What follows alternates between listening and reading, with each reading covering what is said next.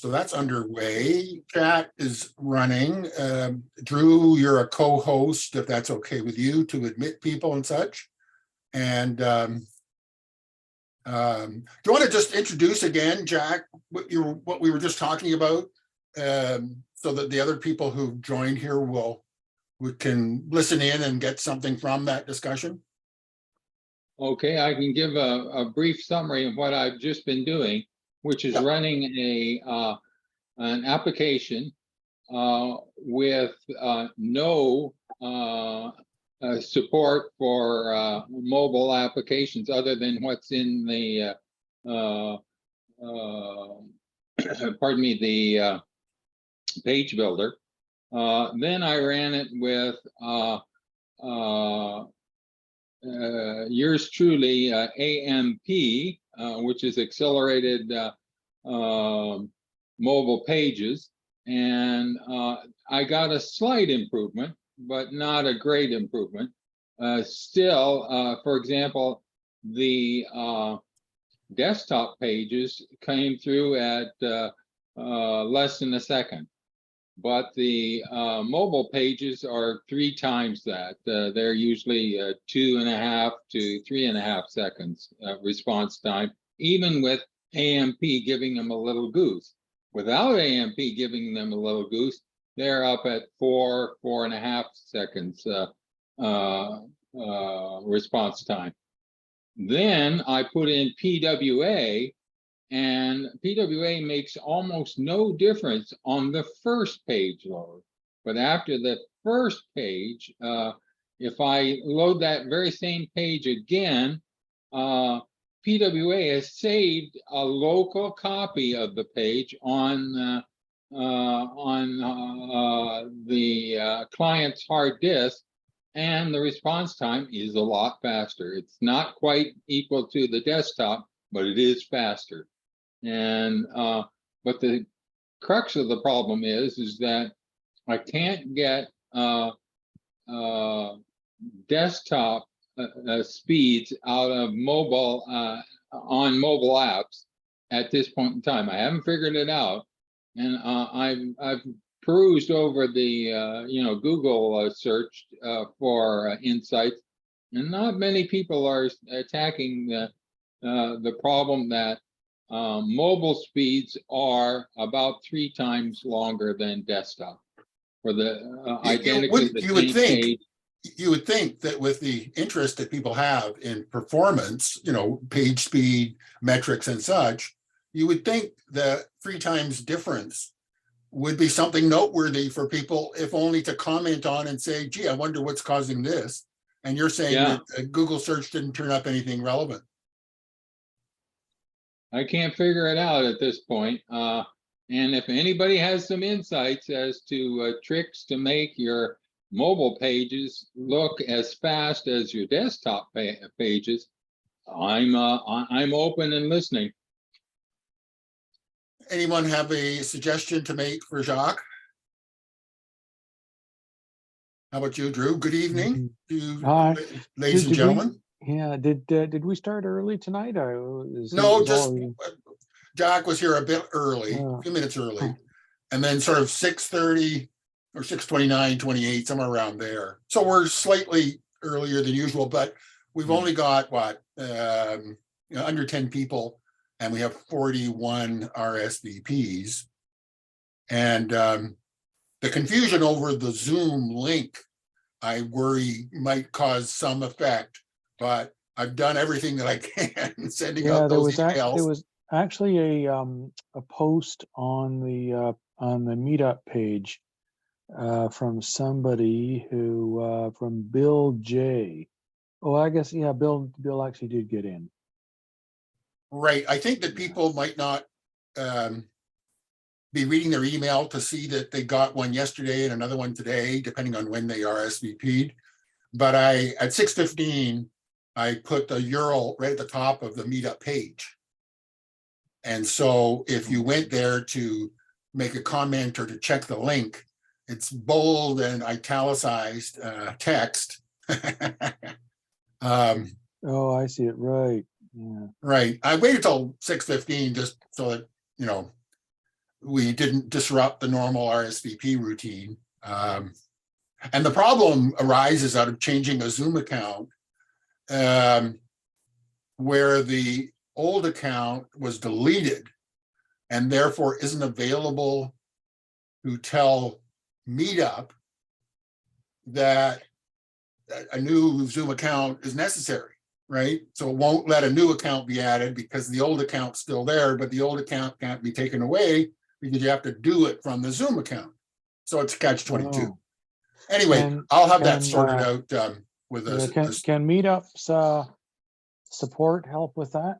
Yes, they say that on their Zoom, the page for Meetups help on Zoom says, if you have difficulty with this integration, let us know. And I mean, they can easily do it, obviously, from their end, right? It's a back-end process.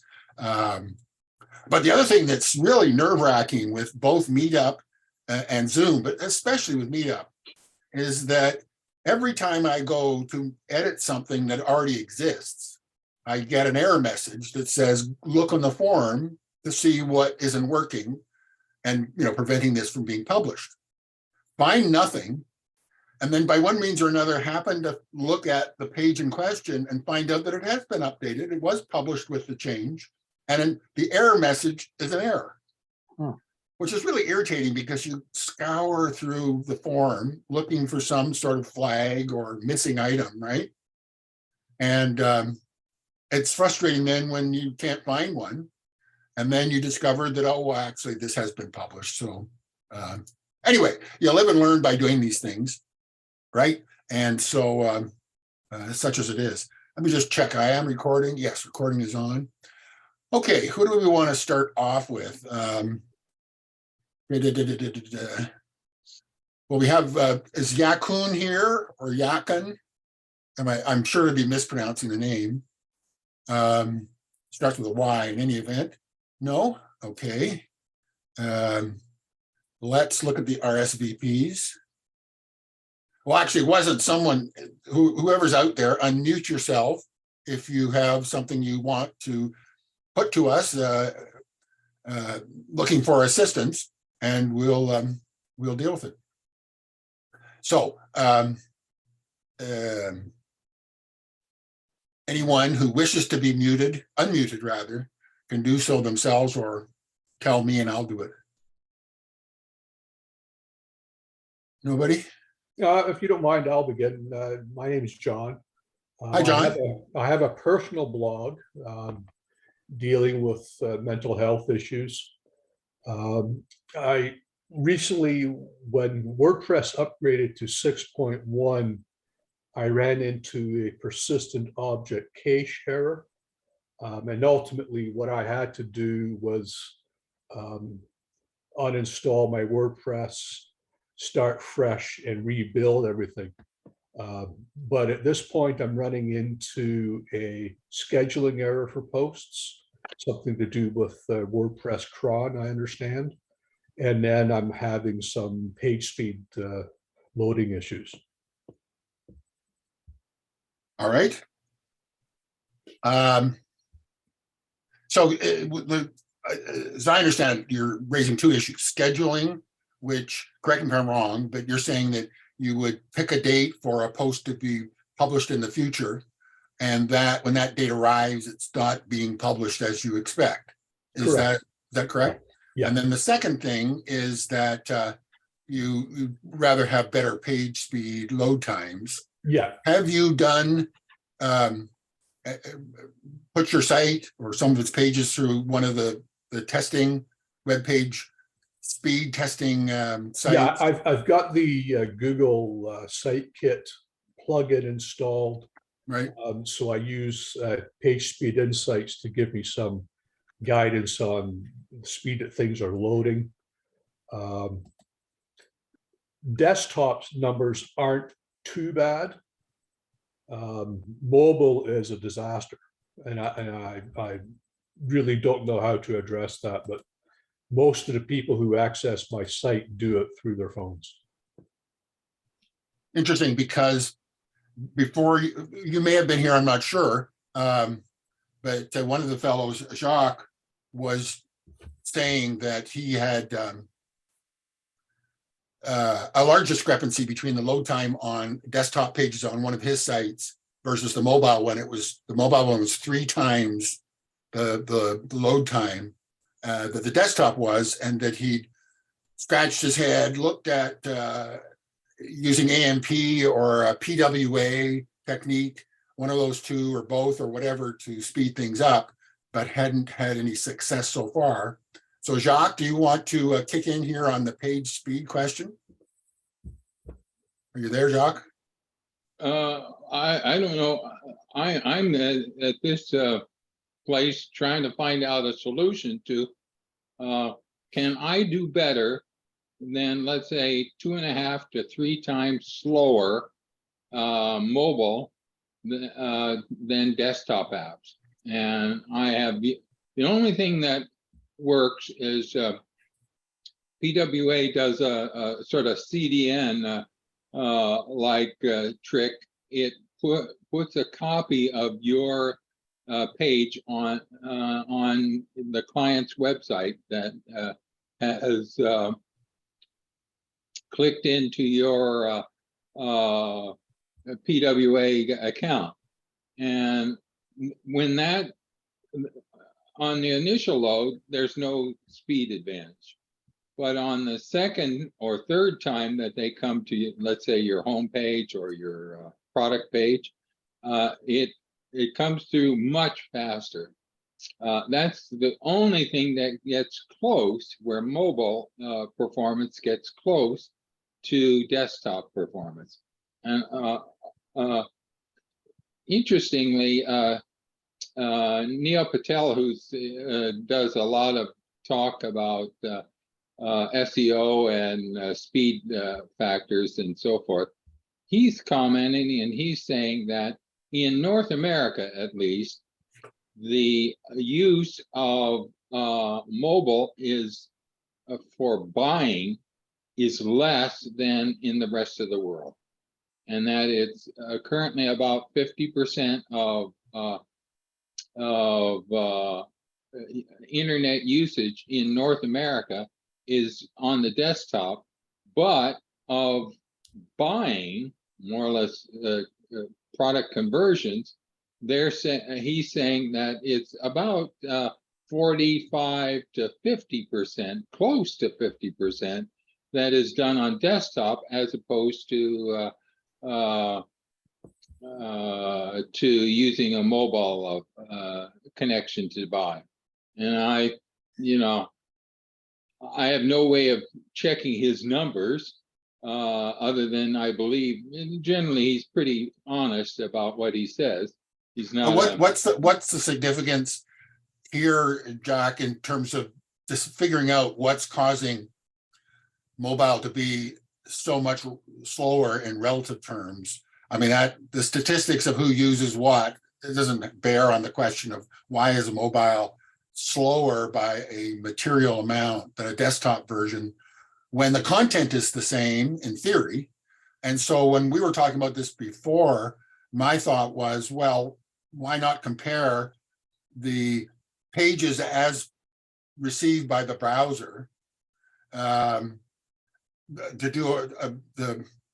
find the differences between the two, and there are online services and tools that will take 2 files and give you an easy to read comparison of where they're different one from the other.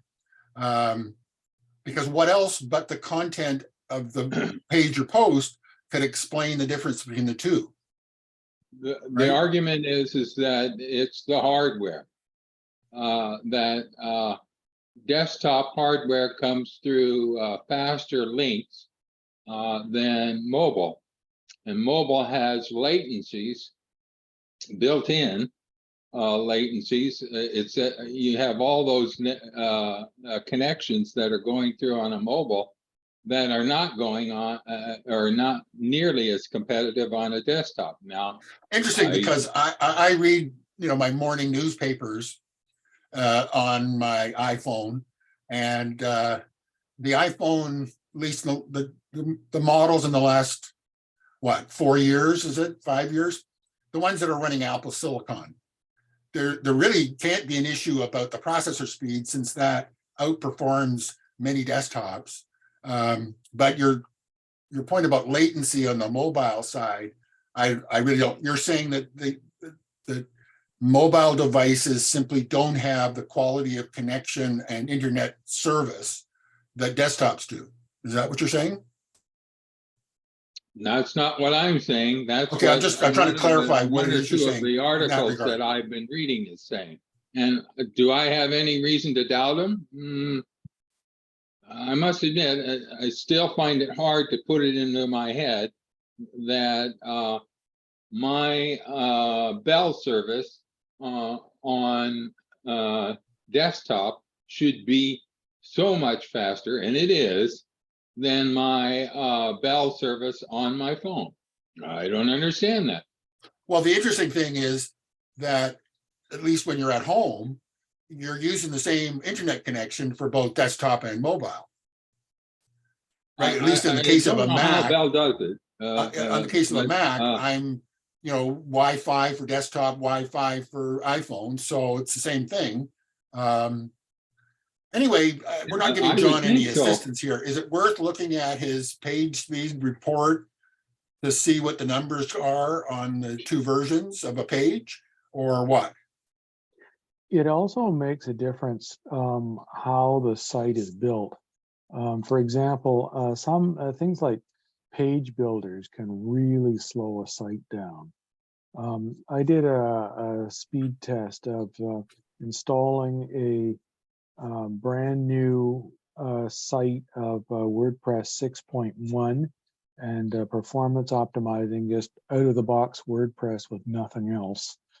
And I got a mobile score of 89, which is pretty respectable for a mobile score, and a desktop score of 100 on Page Insights. Then I added the Astra theme and Elementor, and the mobile score went down to 50 from 89.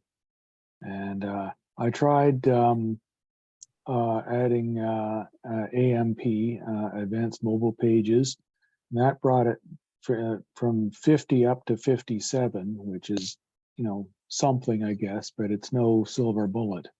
So yeah, the page builders really slow things down. Do you think there's a differential impact between mobile and desktop? There seems to be, yeah. Seems to be. No, but in the case of the page builder situation, do you think, given that the page builder adds a significant load, do you think the load somehow is greater on mobile than it is on desktop? The testing seems to suggest that it is, since it went from 89 down to 50, and the desktop went, I think, from 100 down to 89. Huh. Interesting. Hello. Sorry. Yeah, what happens is that the algorithm to calculate the score on mobile is different than the algorithm on desktop. So that's why the difference is higher. I mean, maybe users are not going to see a difference in the loading time of the page on mobile and desktop, but in the test, the score is different because the algorithm is different, So, sorry, John. So what are your metrics in page speed insights? I mean, what issues are you seeing? What issues is the tool reporting? John, can you share your screen to show us the test results? To be honest, I'm not sure how to do that, and I apologize for that. Right now, for performance on mobile, it's showing a score of 26 through Page Speed Insights. Why don't you just go to the Google site and give it, your front page URL, and we'll see what the score is on desktop at least, right? Yeah, I put my URL on the chat. Oh, okay. Okay. Am I pronouncing your name right? Is it Agustin? Yes. Okay, so do you want to put that his site up on the test bench, so to speak? It's in the chat. Sure. Right, rightingtheship.ca. Yeah. and then share your screen with the result? Yeah, sure. The only issue is that I just installed Zoom, so I think I'm going to need to restart the app, but let me share my screen. Let me try. Okay. Because I think I'm going to need to give permission to my computer. 1 minute, sorry. Let me try. Yeah, sorry. Okay, I will get back in a minute. I'm going to restart Zoom, okay? Sure, no problem. I just brought up the site on desktop, and it seems pretty fast to me. Well, desktop, definitely. I just looked at it myself, and I looking agree. at the On page, desktop, I've got no problem. It's people who access through mobile have told me there's a significant difference, and I'm not sure why. well, we can see mobile using the inspector part in Chrome, right? Let me just widen my page somewhat. You can see what it looks like, but the rendering process might be somewhat different. Right.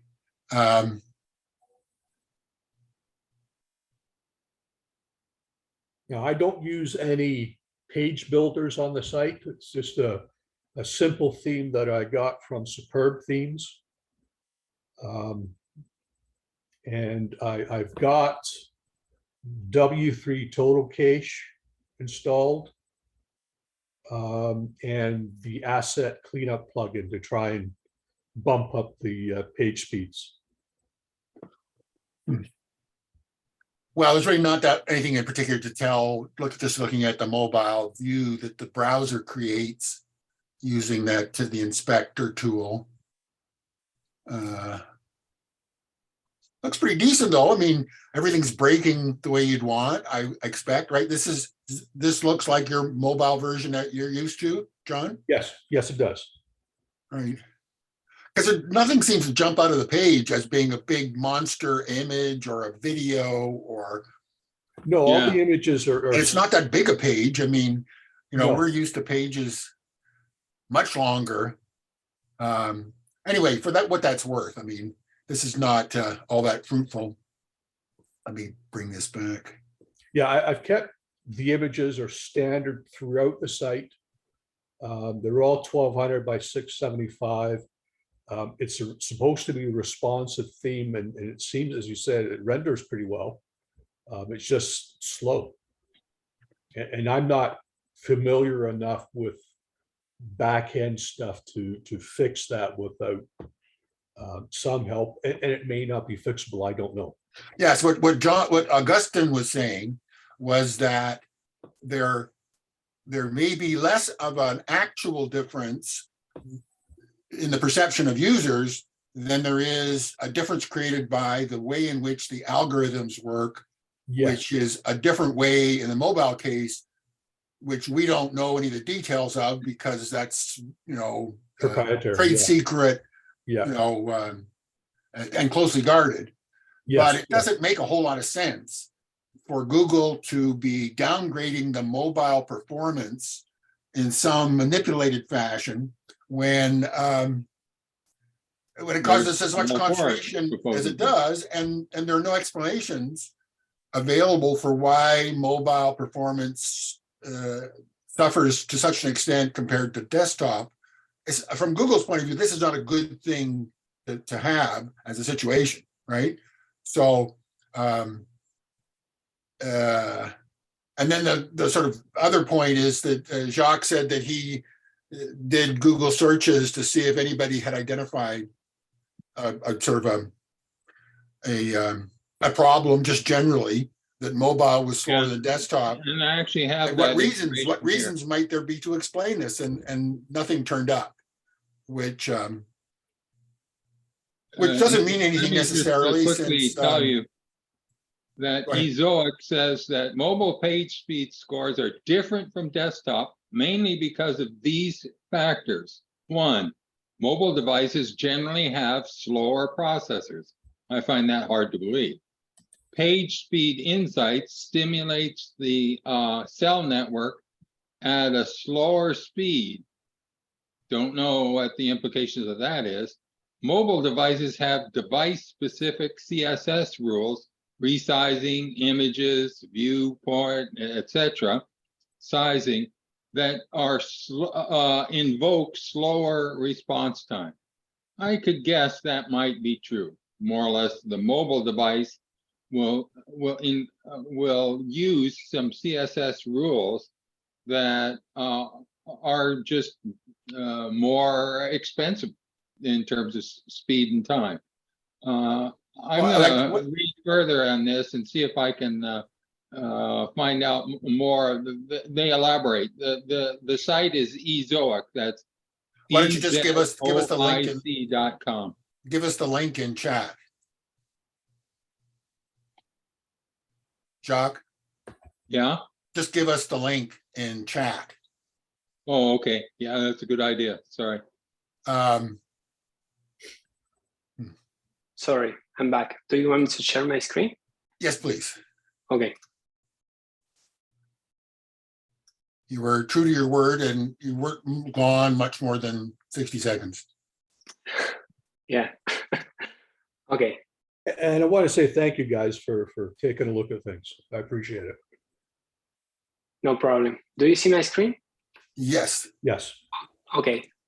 So I have the results here. So this is what you're seeing, right?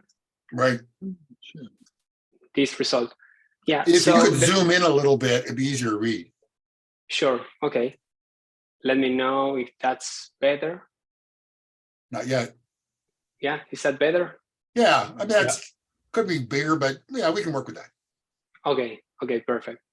Yeah. So the first thing I will do here is, to go to your page and to open the developer console, right? So you can press Command Option I, or you can do a right click, inspect. And here you're going to see a lot of tabs. You can click on this icon here and then go to Lighthouse, okay? And you're going to have the same tool Google has, the page speed insights, but you are going to be able to test this locally, right? So it's a lot faster, to do some modifications and quickly see if they are giving results, if they are working. So you can unselect all this and check all this. And then, for example, here you can click on desktop or mobile and click on analyze page speed, page load, sorry. You just wait a few seconds and you're going to see the same results. In this case, I mean, you have a good score for desktop, and then you can click here on the plus icon, select mobile, click on the same button, and it's going to run the test again, right? Cool. Yeah. Neat. Okay. Yeah. So you're getting a better score here, on like in my case, in my computer, but in your computer, you're also going to have a better score. Right. Because, I mean, this runs in different hardware, but even in that case, I mean, this is helpful because you can come here, see the metrics, the opportunities, the diagnostics, and here you can go through all these, and each one of these have an article where you can click, learn more, and it's going to send you to a page where you can kind of know what to do, in each case. Yes. So, for example, I mean, this one, this one is an easy change, properly sized images, which is just to set an image, a width and height to your images. For this one, you might need a change in your server configuration, but I'm pretty sure this is something, support on your hosting provider can help you. Well, a question about the image, if I may.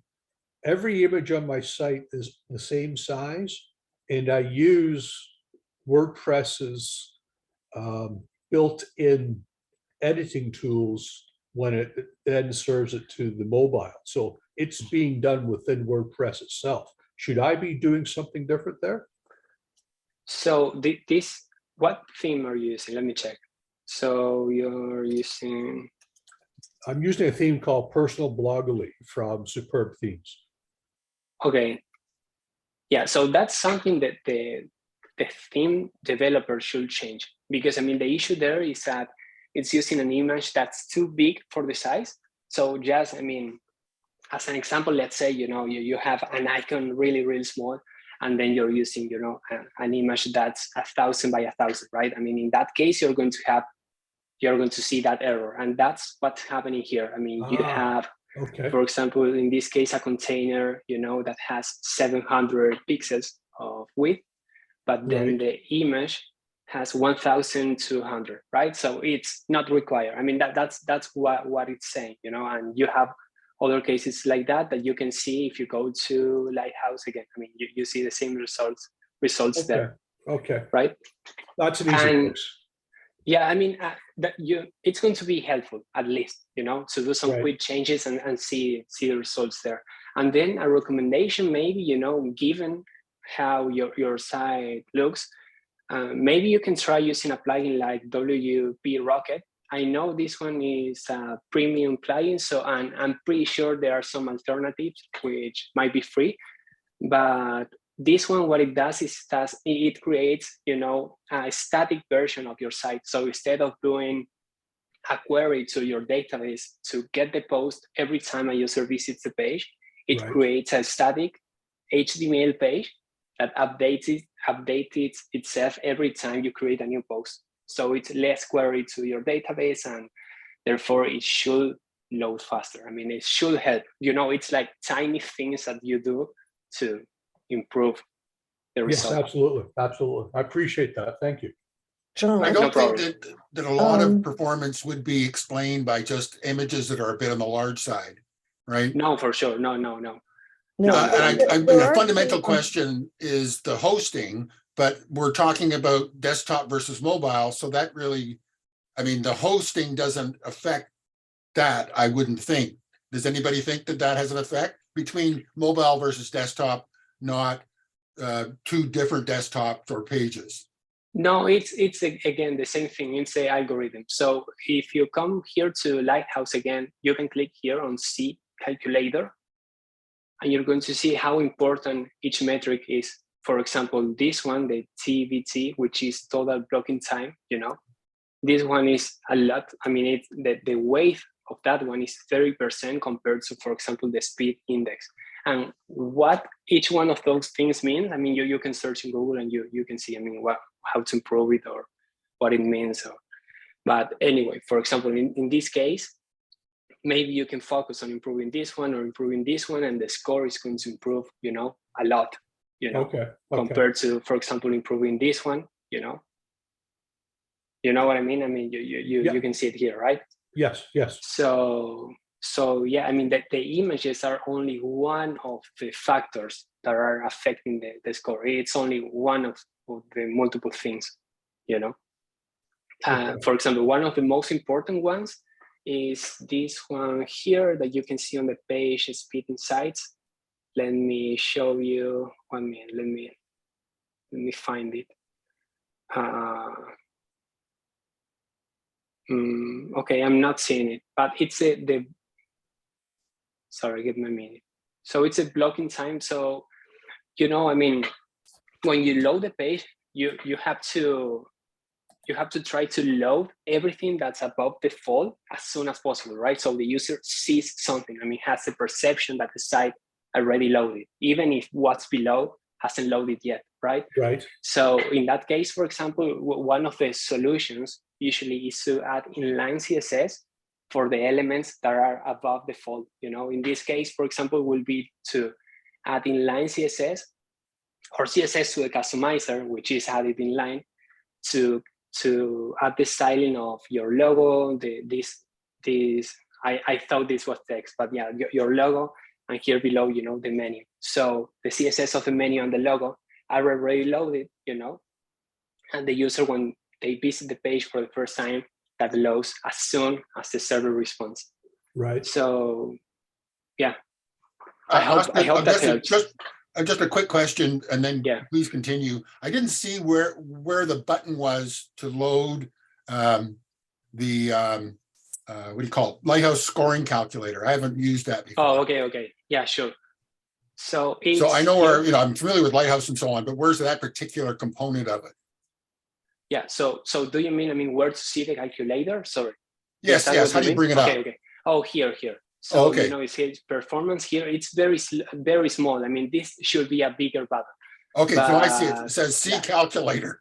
See, exactly. Yeah. So you And click then there and you it go brings to in this GitHub page. Yeah. Cool. So yeah, I mean, I hope this will be, I don't know, easier. I mean, something you can improve easily. Sorry, but yeah, I mean, it takes work. Oh, yeah, I don't mind putting in the work, and this gives Yeah. me something to play about with and learn. So I appreciate that. Thank you. There are, John, a number of guides out there on improving performance of a site. The only suggestion is to pay attention to the where the post or guide is coming from, and choose one of the large and quite credible outfits like, say, Kinsta, or at the other end of the spectrum, WP Beginner. Posts oftentimes produce really good quality, but you want to stick to the mainstream of people on this subject, because it is a bit of an art as opposed to a sort of a set of technical skills.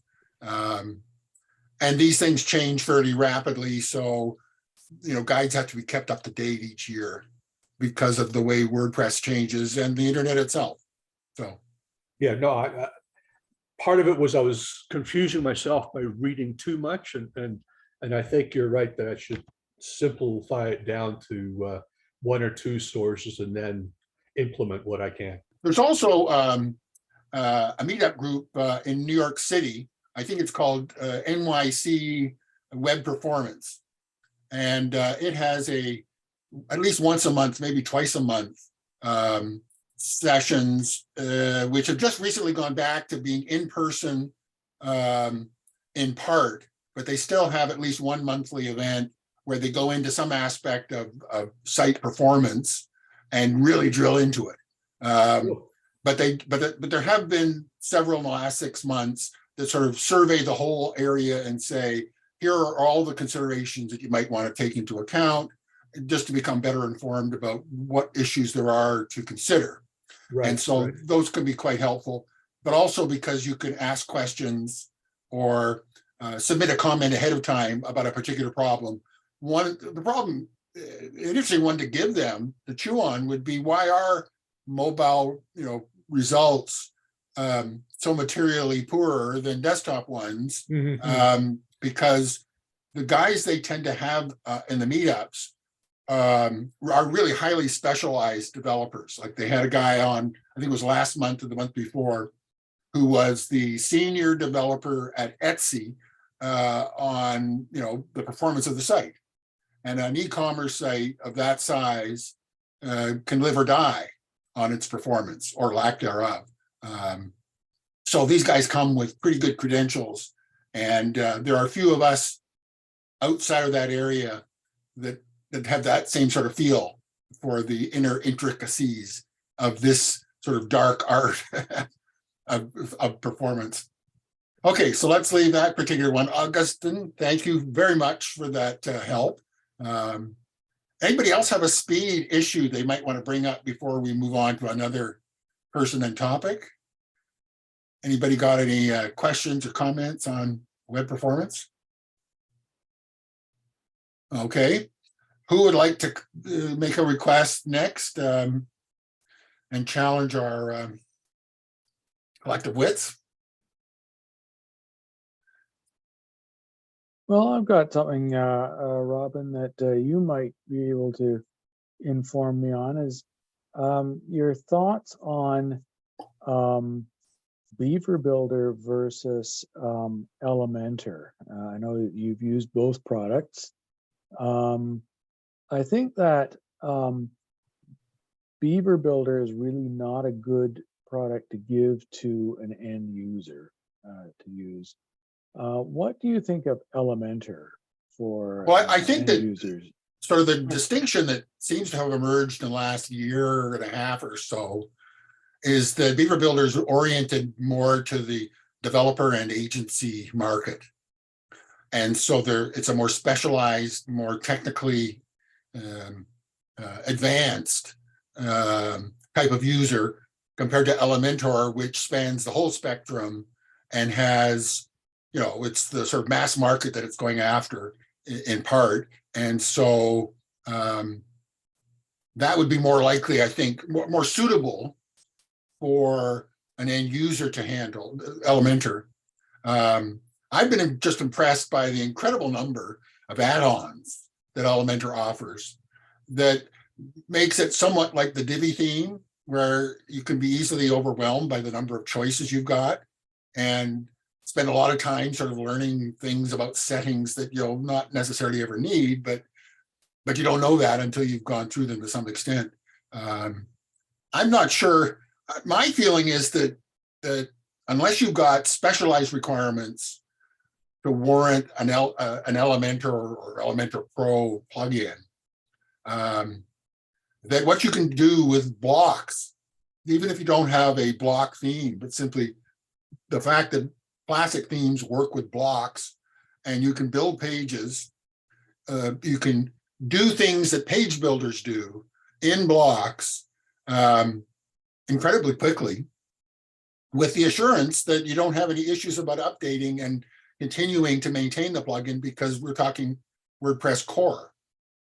If you're using core blocks, unless you buy a proprietary block kit. No, there's nothing stopping you from using blocks, the block editor, and the whole, Gutenberg scheme with a classic theme.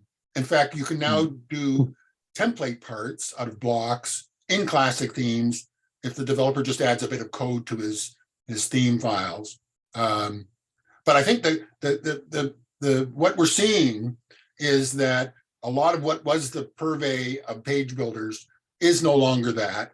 There was just, I think it was it yesterday? Yeah, yesterday on the navigation block, for example, which you can use like any other block. In other words, blocks are blocks. Anything that is a block can be used in anything to do with a WordPress site,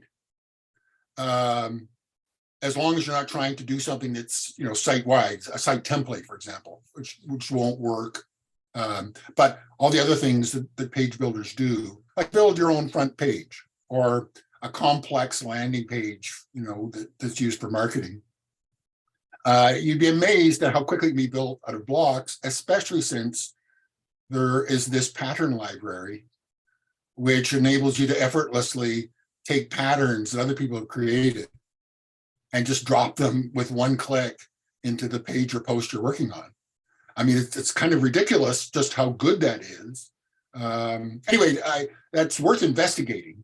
I happen to be chatting with Alex Sirota, who you know, who said that for the last 6 or 8 months, he'd been using the block editor quite a bit and quite liked it. And he's definitely not sort of someone to try that out because it's cool, as opposed to it's there as a tool, use it. If it works, continue to use it. Have you spent much time with the block editor? Well, what I do is compose in Google Docs and then copy paste into the block editor, rather than actually composing in the block editor. So in a way, I sort of use it, but I don't.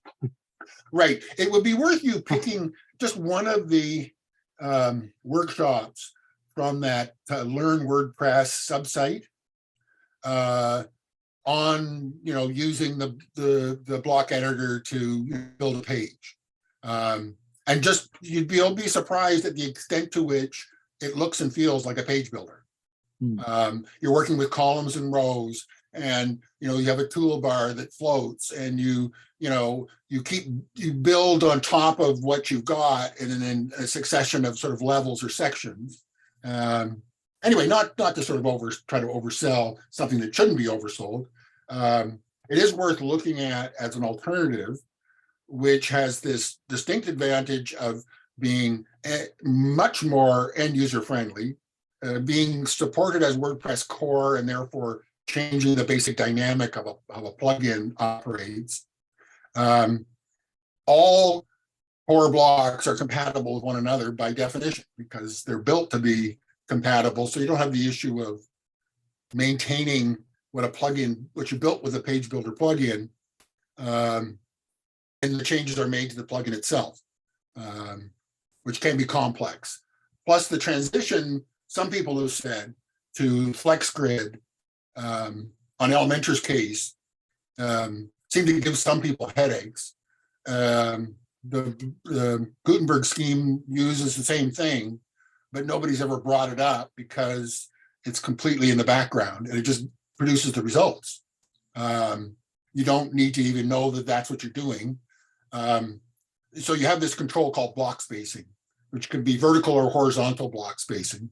And all you do is just use the slider and see the results in front of you until you reach the point that you like. Well, that at one time was a pretty esoteric tool, and that you had to get a premium plugin for that kind of ease of control. But just the extent to which CSS has been diminished in its importance to the user, in the sense of having to handle it, as opposed to being built into the process itself and presented in these really straightforward sidebar settings, is quite impressive. I mean, I guess to a certain extent, the fact that I consumed a lot of Gutenberg training and built some stuff with the block editor and the site editor is the reason why I feel comfortable in saying what I am. That's really what I've experienced as much as anything else.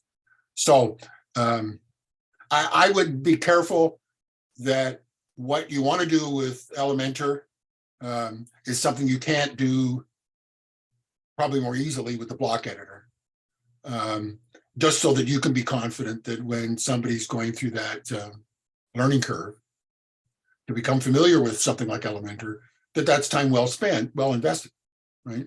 And it's not like 6 or 12 months from now, gee, why did I ever get into this? I mean, this other thing seems so much easier and it comes included, kind of thing. Is that any help? Yeah. Well, it certainly it's worth looking at. I think that the block editor user interface probably isn't as easy as the say the Elementor interface or other end user oriented tools. Well, one of the things that's hard in that particular respect to judge is just how quickly things are changing, every 2 weeks on the WordPress sort of development front. So something that was, either difficult or didn't even exist necessarily 2 weeks ago, all of a sudden arrives and is working. One thing that is true is that the UI using either editor doesn't have that polished look and feel that we're accustomed to with this, the well-established page builders. And there are various reasons for that and not really worth going into, but I think the functionality, which is really the more important thing,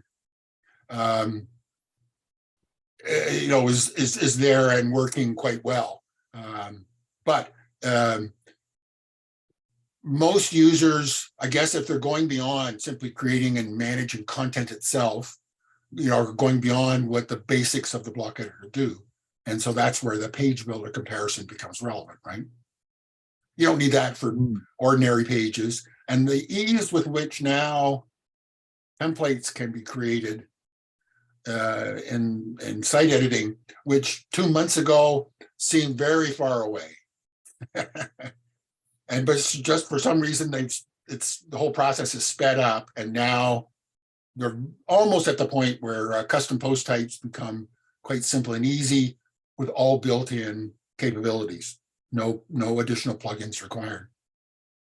And that will be a big improvement because a lot of people are sort of find custom post types daunting, even with that, what do you call it? Custom CPT UI plugin. That's quite popular. Agustin, do you have anything to contribute on this particular point? Sorry, not really. I mean, I don't know what to think about builders. I mean, I'm a front-end developer, so I usually try to avoid using builders. I try to create, shortcodes or to create blogs and use, like if I can avoid using a builder, I do it. So yeah, in that matter, I mean, I don't have any favorite builder, So have you had experience with a block editor doing things that sure. traditionally page builder type things? Sure. Well, I mean, I'm a bit on the other side. I create the blogs, Right. I mean, I code the blogs in React, Right. So yeah, I mean, I'm not working a lot lately in creating UIs using the blog editor. Again, Right. I mean, I will instead, create a page from scratch instead of using a builder, Right. just so it's easier to work with the elements. So just out of curiosity, what sort of blocks have you custom blocks have you built? So for the plugins of the company I'm working on, right? So I'm working for a Canadian company called Uncanny Owl, right. and they have some Learn Dash plugins, and some of those plugins have blocks. So it's easier to work with that Right. So instead of using the shortcodes. Right, and so you're building blocks that sort of fit into an existing scheme. What? Sorry, can you say that again? Well, you're adding to a scheme that already exists to some extent, right? Yeah. As opposed to, hey, why not just build a new block or pattern, for example, that's got some innovative blocks for context. I understand what you mean. Yeah. No. Or plugins that manage blocks. I understand. No. Visibility, conditionality, that sort of thing. I understand. No. So it's not. So yeah, I mean it's blocks to extend, existing functionality that were shortcodes before. It's not blogs to manage blogs or to extend Gutenberg. Right. So, cool. Yeah. Okay, so who's next on our list of victims? Anybody in our group just want to jump in? And I had just wanted to know, I'm new to WordPress. So recently I actually bought a URL. And my friend told me, because I was new, like you can try Bluehost for hosting purposes. So I signed up with Bluehost. I paid $70 for hosting services. And then I get to know in Toronto for .ca, they're not actually giving service for .ca websites. So do I have any options? Just wanted to confirm for hosting. Do you already own the domain? Yeah, I already own the domain actually. So you should be able to use any domain. I'll actually show you exactly the message that I saw in Bluehost. Just give me a second. I'll definitely show you. Can that be right though? That Bluehost not hosting .ca domains. What is there in a .ca domain? This is a what do you call it? A DNS issue, is it not? Not a hosting issue. Yeah, the host. If I'm a host, what do I care? Where the DNS server is that's necessary for this particular domain name. It's the site that I'm hosting that I care about, and that's got nothing to do with the domain per se, right? Yes, just a second. I'm going to show you exactly. So there's no other options for me. Well, just give us show us what you're going to show us, the message. Yeah, just a second. And tell us how to pronounce your name, because I wanted to say it, but I was. Yeah, my name is actually Tahir, so you can call me Tahir. Tahir. Yes, thank you. Okay, we should have some phonetic spelling here because it's really important to pronounce someone's name correctly. Yeah, I can have a lot of things. Like mostly people actually they pronounce my name in a wrong way. So I have also nickname. People call me Rumi. I say it's hard for you, just call me Rumi. All right. Yeah. So this is the thing I'm getting here. Please enter a valid domain name. We currently only support the following extensions: com, co, org.net. Yeah.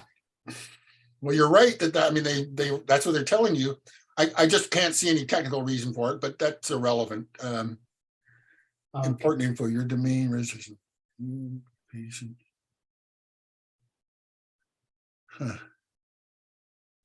Anybody got any thoughts on? Is this a surprise to anybody else? This is a registry transfer. So you don't actually have to transfer your domain registration.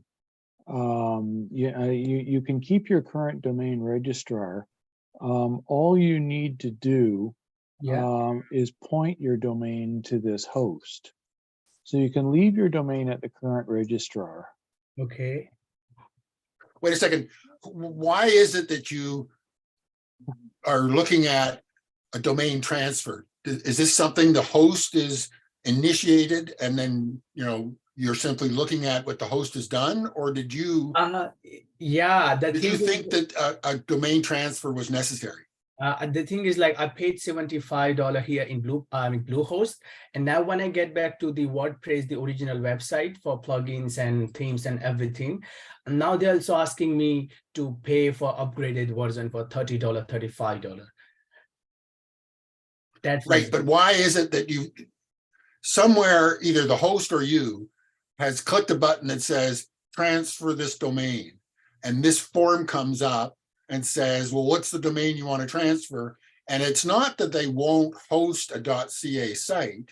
It's that as a registrar, they don't have the right or the mechanism or the interest in handling .ca domain transfers in or out. But as Drew says, this is not an issue that you need to be concerned about unless you've got some reason to do it that you haven't said so far. So, I mean, there will be a document on the Bluehost help site or subsite that will be specifically saying, here's how you get your domain name, or here's the information you need in order to get your domain working with DNS. That's 3 capital letters. D as in dog, N as in Nancy, S as in Sam. And it's a very simple procedure that would take normally, if you knew what you were doing, it would take 3 or 4 minutes just to fill out the values on the form. Okay. But the key takeaway right now is that there does not seem to be a reason why you need to transfer the domain. So just cancel out of this particular step, and let's go to problem number 2, because there's nothing wrong with your domain name being wherever you originally registered it. Who is the registrar of the domain? Even I don't know how exactly I should check. I'm sorry. Okay, you must have got an email somewhere that said you are now the owner of this domain. Yeah, it says muted. I'm gonna just check because I mean, lots of the hosting companies have sub-registrar sort of status, meaning they can process the paperwork and so on, and then they have the actual registrar as a wholesaler to them behind the scenes. It says in my receipt, the vendor Automatic Limited, Ireland. That's the one you're talking? Say that again? Automatic Limited. Noon Cassie, Grand Canal Dog, 25 Herbert Plaza, Dublin. Oh, okay. Never heard of it, but that doesn't matter.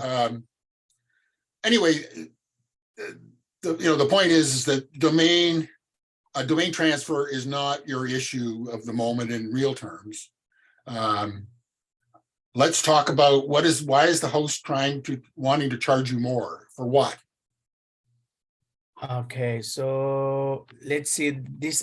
This is the actually. I'm gonna open my WordPress, so then I'll show you. Sure. I'm gonna use the Elementor, and when I go for Elementor, and they ask me to upgrade version. Show us your screen so we can see what you're doing. Yeah. It's the green button at the bottom of the Zoom window. There we go. You can see my screen, right? Yes. Okay, so let's say this is my actually page. And then when I go to the theme, just because I have already a theme that I right. So let's go to the so-called back end, the admin page. You know how to get there? No, sorry, I don't. Okay, so you got the URL for the site. This is the home page, right? Yes, this is the main actual page. So you just put in /WP. It's dash admin, right? I've not spelled it out before. Yeah, Just WP-admin. WP-admin / will take you to it. Okay.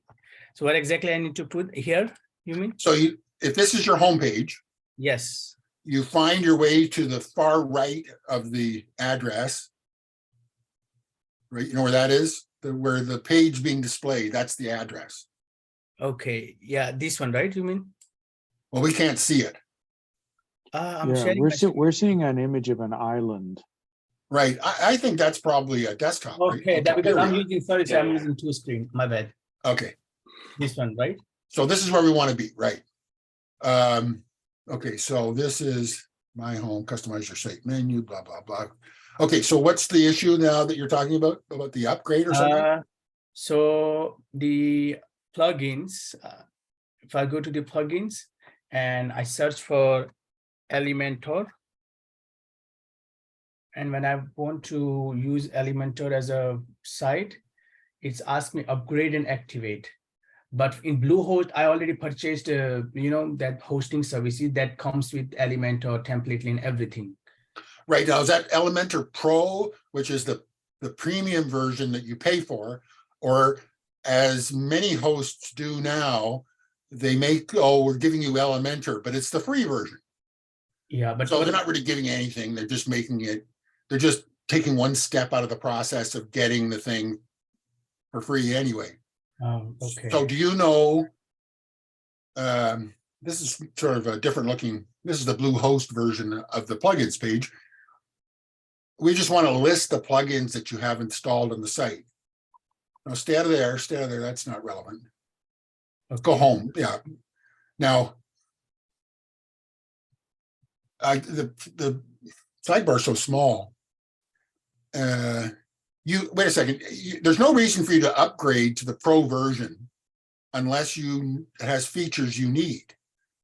Yeah, so this is actually one of the agency, they wanted to give me a kind of this project.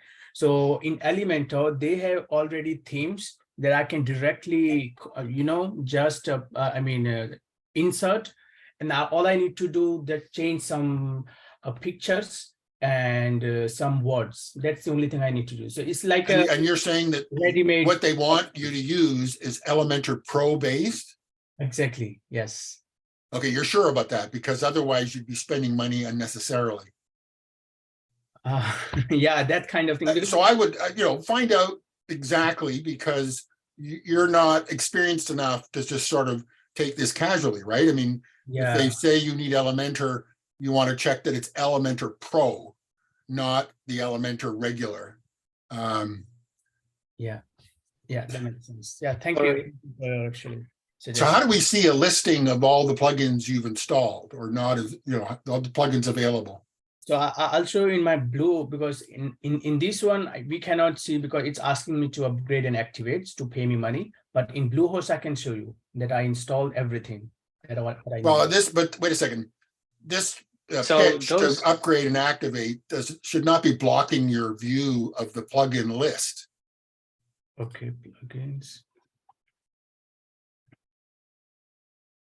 These all, I don't think so in WordPress I actually installed, because only I. Well, somewhere there's a list of the plugins where plugins, if there are installed, would be listed. And if there's nothing installed, you'll just have an empty page. But yeah, it'd be nice to see the empty page to confirm. Yeah, I'm sure there is no plugins in actual WordPress. Right, but that doesn't mean you have an empty page where plugins are listed. Anyway, let's not kill this particular point, but I guess I'm not familiar with this particular Bluehost front end. So if you can give us a list of these plugins. Anyway, somebody help me here, because I'm floundering trying to get past square one. So I think you have two different sites. I mean, I think that you created one site on WordPress.com, Yeah. Then, I mean, you went to Bluehost and then paid for their hosting to host the WordPress.org version. So you have two different sites. You know, the one on the right, it's not connected to Bluehost at all. So there, I mean, the first decision is what version of WordPress you want to use. You want to use WordPress.com, which is hosted by Automatic, you know, the company behind WordPress, or if you want to use, you know, WordPress.org and host your site in Bluehost. So that's the first decision, you know. So this plugin page that we're looking at now, which of the two sites is this on? So that's Bluehost. Yeah. Right, because you can't have that many plugins, at least in the free version of WP.com, right? Yeah, exactly.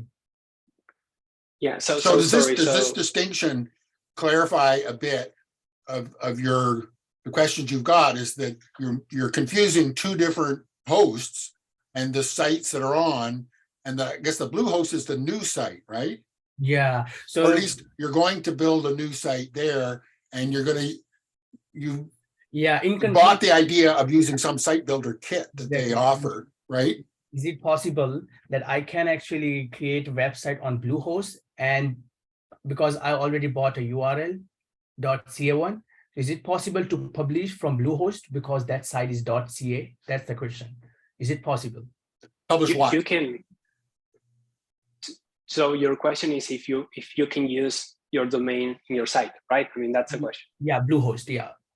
Okay. Yeah, you can use it in both. I mean, you can use it in WordPress.com. There is a section to set a custom domain, or yeah, you can use it in Bluehost, following the steps that we were mentioning before. You know, the DNS. But you're not suggesting using it at the same time on two different sites. No. I don't want to use because the DNS wouldn't work, right? No. WordPress. I'm just because I paid in Bluehost, and right. But what content would go on the .ca site? New content or existing content? The new content. The new content. Yeah. So let me try to summarize. So you want to start a new .ca site on Bluehost with content to be created, not taken from the WP.com site. No. The last URL that I just bought 3 days ago, and I haven't published anything. That is totally empty. Right, but I'm just trying to simplify the situation so to be clear that we understand it. Yeah. You don't yet have a site on Bluehost.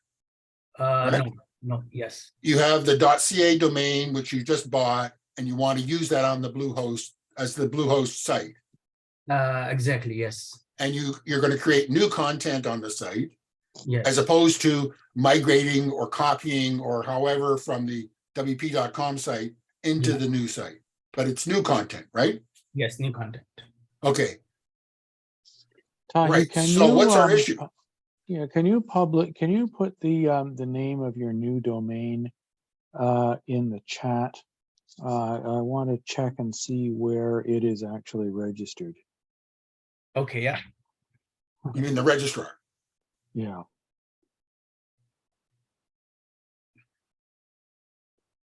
And then also check the article I sent in the chat, you know, the one with the bluehost.com help article, connect domain, that has the step-by-step to connect your domain and set up the DNS. In this page, can you show me exactly where? What, sorry? You said that to go exactly which. Oh, sorry. So in the chat, there is a link I sent, you know, with an article with the step-by-step. The Bluehost article. Yeah. Okay. Or you can search in Google. You can search how to connect domains to Bluehost. You're going to find the article. Yeah.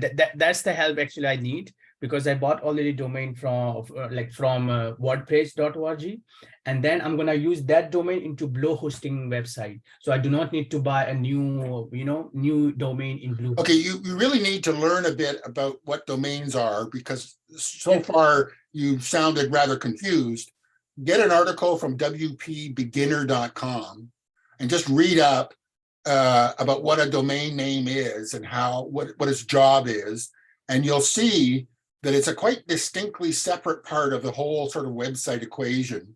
And other than the connecting issue, connect the domain with, so as to host a site, other than that one particular issue, it kind of disappears after that. You have to enter your domain name in a couple places, or at least one particular place in your new website. But other than that, that's it for your handling of the domain name. Yeah. Okay, yeah. So this domain is registered at a company called Hexonet, which is hexonet.net. And they are the ones who can point it to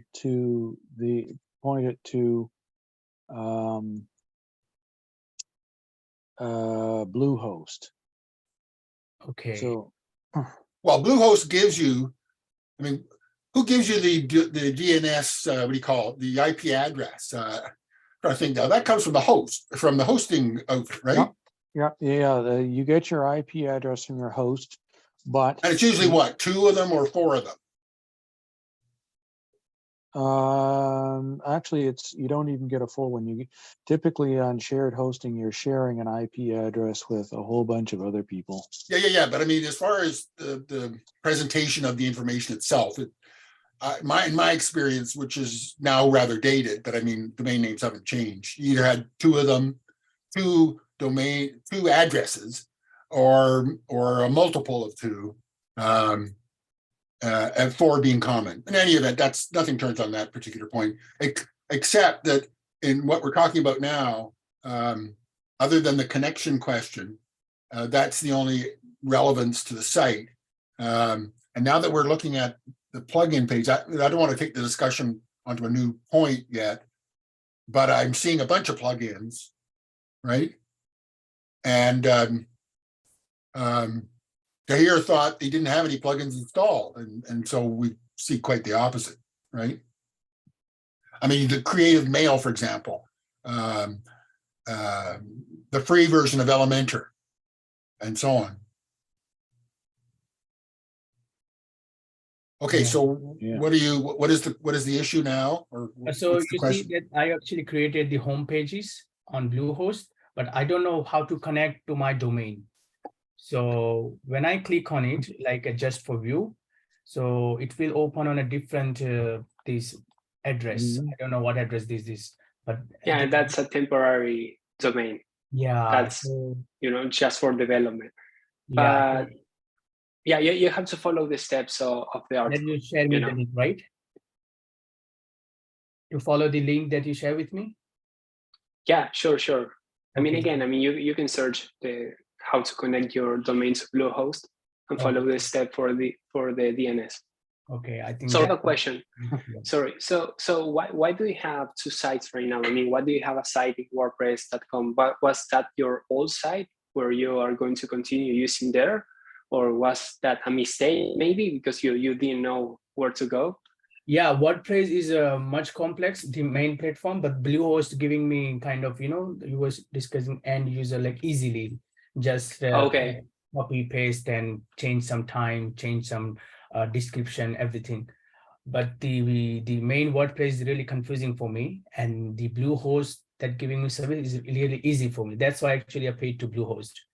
Okay, so you went to WordPress.com, you created a site, you found it too hard, then you went to Bluehost. Exactly. You purchased their service, and then you purchased your domain, right? Is that right? No, the last part, I did not purchase domain from Bluehost. Yeah. I mean, yeah. Okay. So just to summarize, I mean, the WordPress.com site is not connected at all to Bluehost, so you can close that one. I mean, don't go to the plugin page or to the home page of WordPress.com because that site is a completely different site. Okay.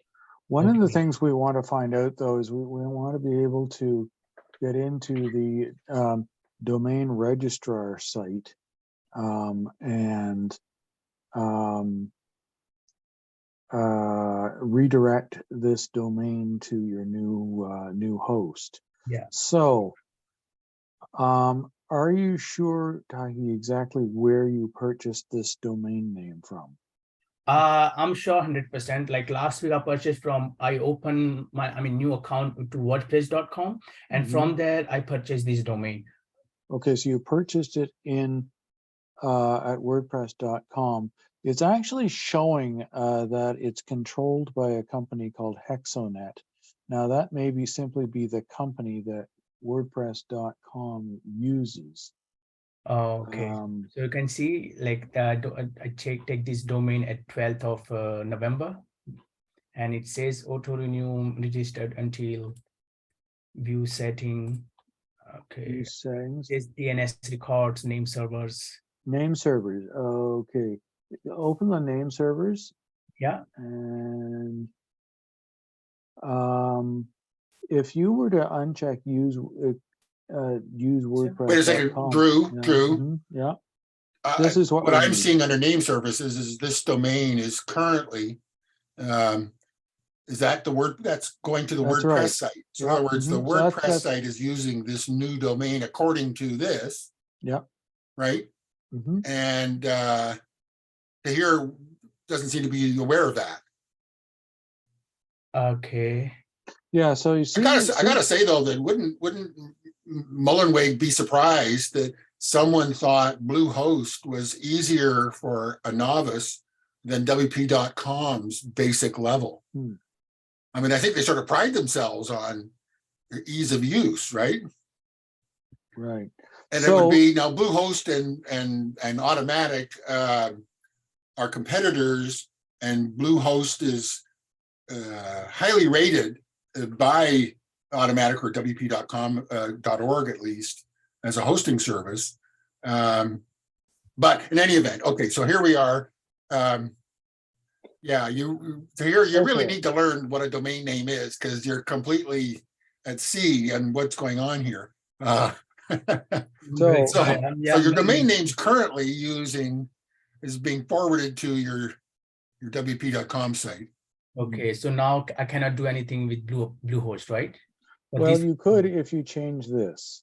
Right. Bluehost can give you two name servers, which would go into the two boxes below that.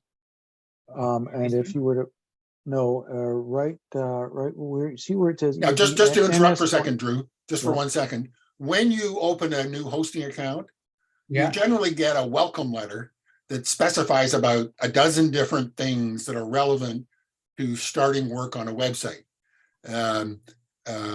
One of which is your login, for example, for your hosting account.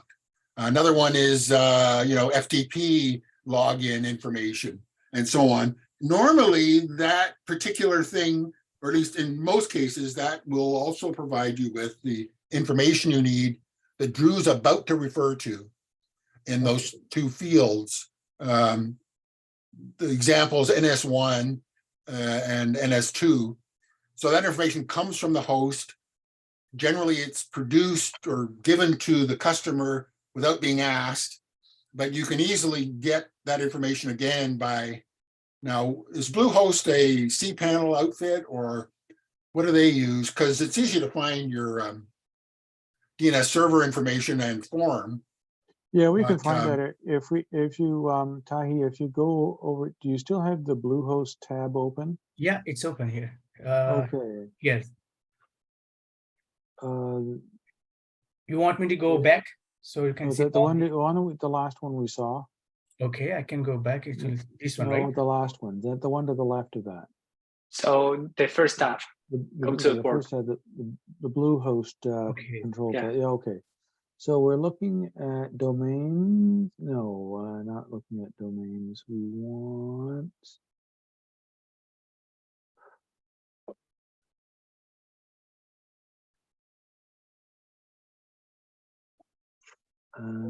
Just check it here. It says here my URL here to activate all features, transfer to Bluehost. Right. So we don't want to transfer. All we want is their name servers. You want me to go to manage? So try assign under domains. It says assign. Yeah. Okay. Yeah.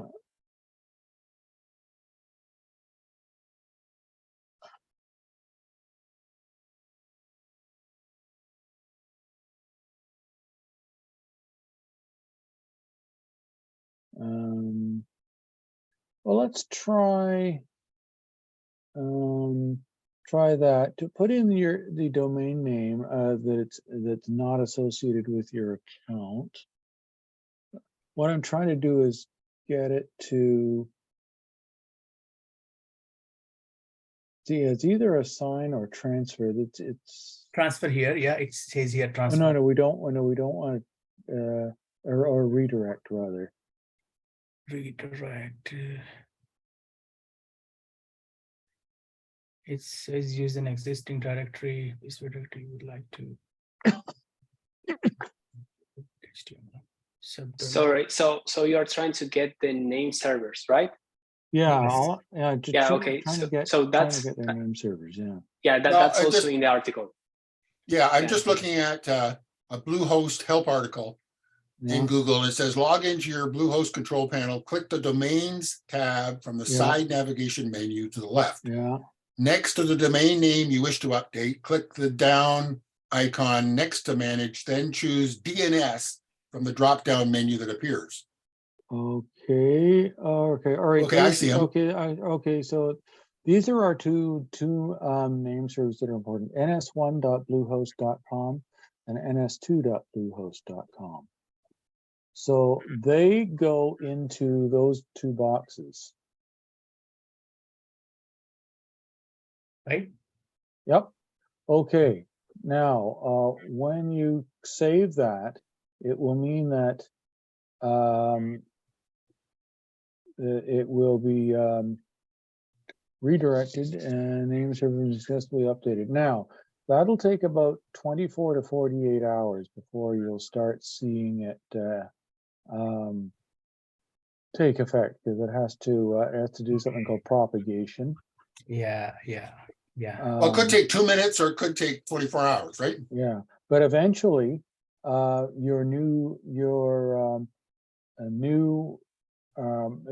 domain will point to Bluehost now. Okay. Yeah. Great. Thank you so much, Drew. So we sort of obviated the need to read that article.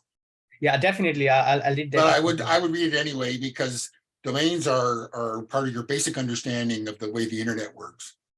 Yes. Now, Tahi, you do need to keep this account open with WordPress.com. Yeah.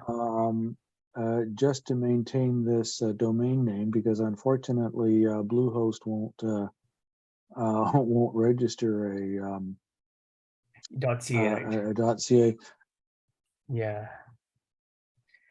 Yes, definitely. I'll keep in mind. Yep. Yes. Thank you so much, Robin, Drew, and Yeah, actually, now that I think about it, doesn't the what is it called? CIRA or whatever the Canadian super registrar is, you get a letter from them, because Canadian registrars can't actually issue the registrations. They apply on your behalf to the registration authority. And so when you get the registration, you get the email from the CIRA, Internet Register, whatever. Yeah, from the CIRA, and not the host. I got a half a dozen domains a couple months ago on WHC sites, and used them as the registrar, but it was all CIRA behind them, actually sending the emails with their letterhead saying you now got it. The host can't itself confirm that you got the .ca. It's the CIRA that does that. Yeah. That's unlike the States, which the top, the 6 super registrars are the final authority within the US. Yeah. Got it. So Right. for Canadian, let's say businesses and everything, which would be the best host services that I can, use for future references? Just. Well, personally, there's a category of hosting called managed services. Okay.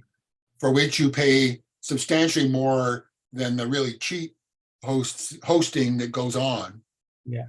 But hosting is the first sort of key variable in website performance, is really the service that you're getting from your host, a slow host versus a fast host. Okay.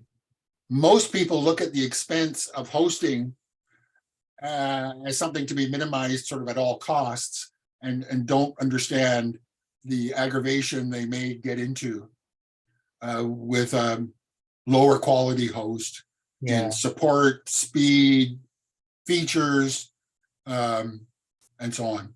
Okay. Got it. It's all about. So err on the side of paying for more quality in the hosting, like Kinsta or WP Engine, or its companion outfit Flywheel, are a couple of well-known managed hosting outfits. But all the guys here, I'm sure Drew's got some thoughts specifically on what are good hosts, and Agustin, I'm sure, does as well. And Jacques still around. There's probably nobody that I know that's tried more hosts than Jacques. Yeah. So Drew, what do you suggest? A good host that's not complicated. They're not actually Canadian, but they do register .ca domain names. Is SiteGround. They're actually European, but I think actually they're Bulgarian. Yeah, their user interface is pretty simple. So they're good for non-technical users. Okay. They do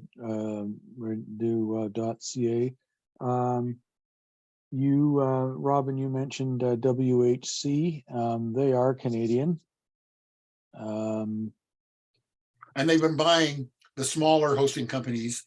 Two that I have had sites on have been bought by WHC, and actually handled relatively smoothly. I mean, but you know, I just assume stay with the people that I signed up with originally, and not a conglomerate of small hosting companies. But please continue, Drew. There are hosts that are really aimed at developers and agencies, like WP Engine and Kinsta. Fairly good quality hosting, but it will be more expensive and more technical. Okay. Yeah. Good. Yeah, I'll keep in mind. Hopefully. Thank you for your services. Thank you for all the help to me. And our price for this assistance is that you write a sentence or two in the comments on the Meetup page to the effect that, gee, the guys were helpful and I solved a couple of problems that have blah, blah, blah, and so on, so as to encourage others to come to these meetups and benefit from our sage counsel. Yeah, for sure. I'll definitely. You too, John. You're on the hook. Thank you. Definitely. Yeah. And anybody? Okay, so who's next?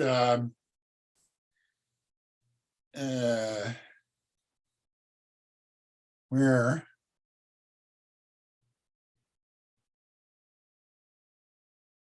Jacques, were you going? Did you want to speak more about this page builder issue that Drew brought up? Because I see you put some stuff in the chat box about page builders. Have you seen that, Drew? Yeah, my chat window has actually disappeared in my moving stuff around, so I have to go and find it. It's the most recent 734. I don't suggest you wait, but I will put the chat in the YouTube video page. So have you regenerated the chat window? Yeah, I got it. Does it start with now, or does it give you the previous chats as well? No, I can roll it back. Okay, because you can't roll back the transcript thing, which I haven't turned on. But that's one thing you got to remember to turn. If you get the transcription running, you have to get yours going at the beginning if you want the whole thing. It won't roll back. So, Jacques, I see you mentioned Bricks Builder and Breakdance. I've heard that Bricks Builder is pretty fast, and Breakdance, I don't understand what's going on with it. I understand it's the new thing from the people who built Oxygen.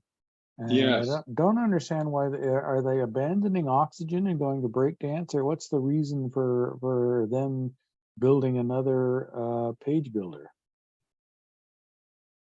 It's really amazing. I've been using both Oxygen and Breakdance, and they look identically the same for most of the stuff, but Breakdance adds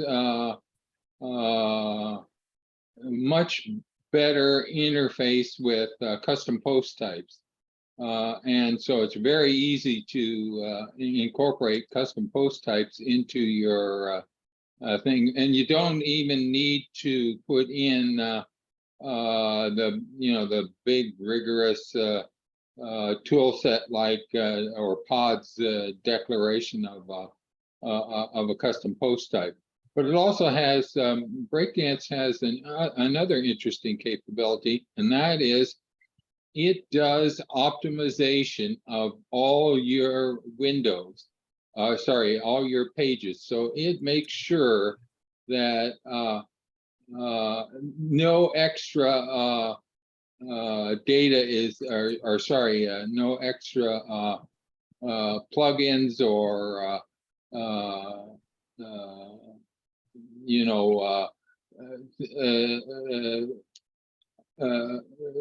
stylings and so on and so forth are carried on. They call it Breakdance people call it bloat and elimination.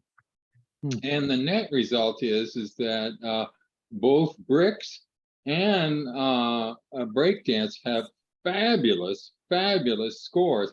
I've just been trying to match between the two of them. I have a special website creation tool, instaweb.com, which allows me to create very quickly a WordPress site.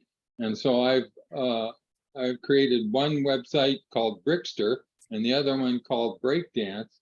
And I'm trying to see roughly using the same definition of structure and so forth, simple menu structure, a gallery, and maybe some windows for special, not windows, but panels for special operations like Google Maps or price table and so on and so forth, and running the identically, or not identically, but close as possible, identically the same two pages, and I can see hardly any difference between them. They're fast. They're ungodly fast, less than 1 second in all cases, and they have web core vitals that are impeccable. And Now, so I think these guys may, may be sneaking up on Elementor and Gutenberg and so forth with their performance. But the interesting thing is they're pricing themselves at Bricks is, I think, $99 gets you one copy, but unlimited updates. Or is it 1 year and unlimited updates? In any case, you can just go to the sites and check them out. But then they've got unlimited usage and unlimited updates for less than $400, $399 or so in the case of Breakdance, $239 or $289 in the case of these are US, by the way, prices. And you say to yourself, wow, does that change the ballgame? Might. Now, Oxygen did this really weird thing of completely bypassing the theme system in WordPress. Does Breakdance do that as well? Or do you use a theme with Breakdance? I don't know the comparison between Oxygen and what can Oxygen do that Breakdance cannot do, or vice versa. I just haven't done that. Well, but with Oxygen, you don't actually use a theme. It's the only page builder that actually works like that. It completely replaces the entire theme system in WordPress. Breakdance and Bricks both they are theme builders. So they install themselves as the theme. As the theme, okay. And both of them have styling, elaborate styling options and setup options for their themes. And so the question is it as good as what you can get with Gutenberg or Elementor or, for that matter, I'm beginning to like, of all things, Visual Composer and Beaver Builder, because for quickly setting up websites and getting them to go, wow, they're pretty good. So I must admit, the whole UI world, WordPress UI world, is going through dramatic changes in the next half year to year. It'll be a whole new ballgame, and it's You guys should definitely comfortable. You should definitely have a look, just for your own technical sort of knowledge, at the new 6.1's default theme 2023.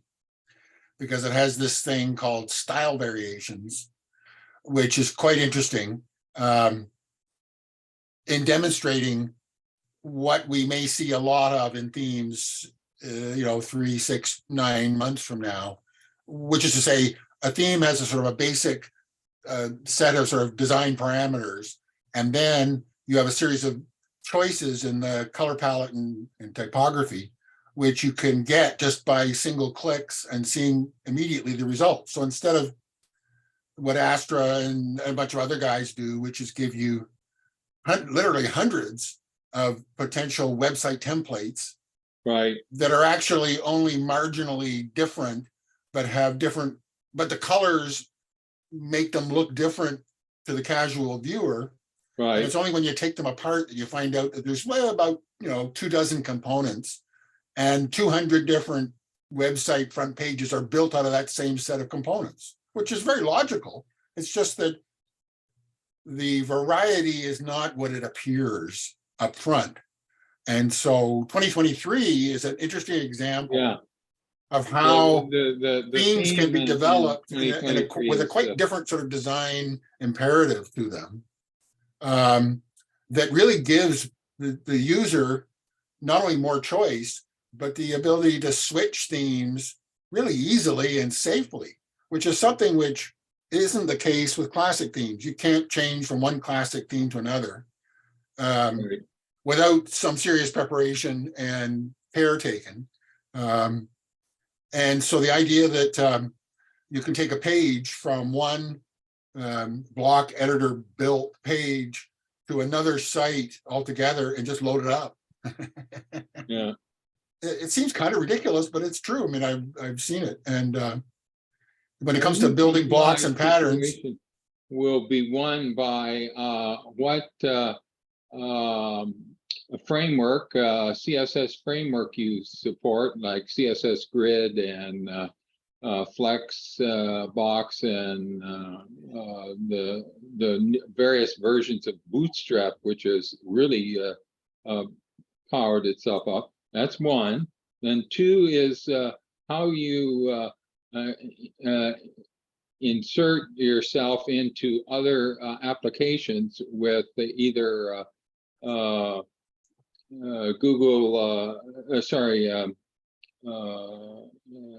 RPC or GraphSQL or so forth.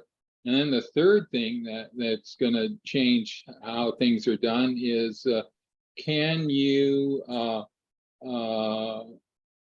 do things beyond what is normally UI building, and already you have that with the use of RPC as graph SQL and so forth. The third option is what are going to people do about overall security and and so forth, because that's going to become, is that going to become part of the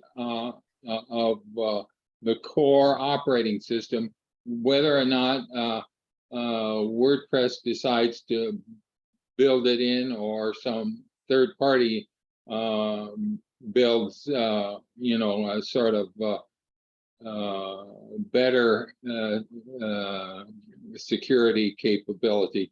The whole problem is that the theme and plugin model that WordPress uses leaves it open to a wide variety of users, not necessarily being up to date with all the latest compatibility across products. And so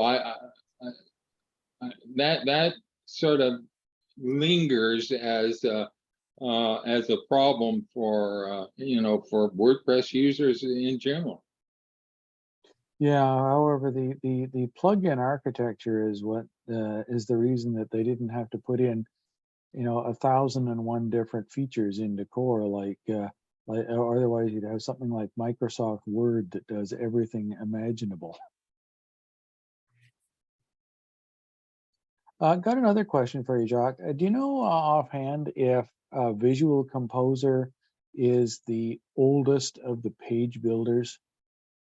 No, there were some ones even predecessor to Visual Composer, or the WP Bakery version of Visual Composer. There's now two versions of Visual Composer in the marketplace, and now the question is there was about 2 or 3 that preceded Visual Composer in terms of page building ideas, and one was Head Builder or Head. It was a thing called Headway. Head Start or something like that. It was the And Headway there was about theme, 2 others: Page Styling, Page Line. Page Lines was one. I think Page Line is the predecessor to, but I'm not certain. And the whole idea of drag and drop, WYSIWYG, and so forth has had a long history prior to the emergence of Elementor. Elementor just came in 2016. Gutenberg roughly 2016, and so forth. So there's been a lot of predecessors to the UI building ideas, and the one hold among them all is no coding required. Everybody adheres to the idea that, hey, our UI builder is easier to use because it's drag and drop, it's WYSIWYG, and you don't have to worry about coding, in particular styling. Styling, all you do is you pick among the options and run with that. And so, is there going to be some sort of UI builder in the WordPress world? Yeah. Is it going to be what we currently see? Maybe not. I'm surprised that none of the builders have taken on the job of building blocks. Well, most of them do build blocks in some form. Elementor has a set of blocks, and people develop add-ons with blocks Right. to incorporate and use with Elementor. And Elementor brags about the fact that you can use it right alongside the block editor. Well, not brags, but I mean, they market that as a feature of their page builder. Yeah, is its they have two compatibility. ways of using WordPress Gutenberg blocks, and they're both clever. But what I'm saying is that they haven't made a way of building Gutenberg blocks. Yes, they have. They've had a number of, I mean, there is not right now a no-code novice user way to do that, but there may be in 3 months or 6 months, but right now there isn't. And so there have been a number of workshops on how you build a custom block. In fact, patterns are the easiest thing to build.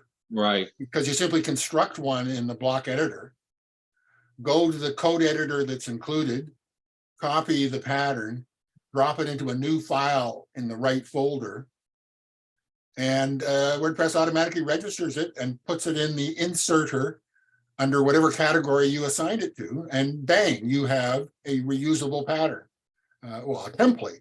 One of the things that tends to be a bit confusing with Gutenberg right now is that on the one hand, everything is built out of blocks, literally. And therefore, from a template at one end of the spectrum to a single reusable block at the other end of the spectrum, they are all technically templates, but the developer, the core contributors simply haven't come to grips with the terminology to make clear to people, how this scheme works. And so patterns seem different from blocks, seem different from site blocks. Or it's confusing. Well, it's not so much confusing as it's a moving target on the one hand, and number two, the terminology is largely coming from semi-literate people. Uh-oh. And therefore it takes time to shake out. And so they just went through a slightly agonizing exercise of changing full site editor or editing to site editor in the so-called official WordPress, what do they refer to it as? Is it block editor, or is it site editor, or is it? Well, there is an official lexicon that they refer to, but if you search for it, you couldn't find it. What they mean is that there's a kind of a collective understanding of what these terms mean, and they are gradually going through an exercise of defining them, largely by, for example, inserting definitions as tooltips into wp.org blog posting, blog posts. That's the best place right now to get definitions of things. But the short answer is that they didn't even think it relevant to define what the site editor actually is, like in a real world sense. What is the thing we're talking about? So they just referred to it as the thing. And so they said, let's change the name of the thing because this version of the name works better than the old version of the name. So therefore it's done, which is, from an information architecture point of view, pretty close to pure silliness. However, the code they produce is of a different quality altogether. So terminology is something you have to put up with and work with. But my point in terms of the template characteristics of this hierarchy of sort of components or units in the Gutenberg world is such that building custom blocks and custom patterns is now something that, an intermediate or perhaps even a beginner developer could learn in a couple of hours, following some detailed examples, and then be producing custom blocks. Start in the morning, you'll be building your own first custom block in the afternoon. Obviously, what goes into the block in terms of the mechanism or the thing that it's doing dynamically or statically, that's another aspect of the issue that I'm not adverting to.